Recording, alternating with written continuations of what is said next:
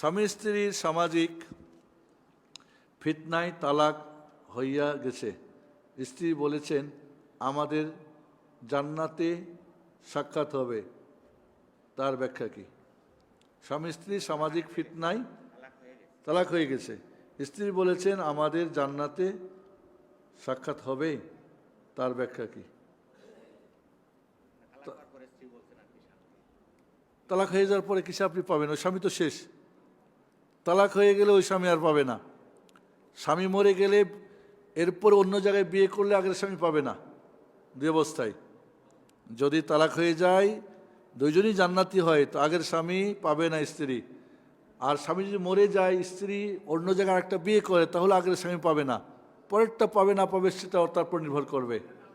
কাজে তালাক হয়ে গেছে, বিচ্ছেদ হয়ে গেছে দুনিয়ায়, আখেরাত আবার কি একসঙ্গে হবে? হবে না।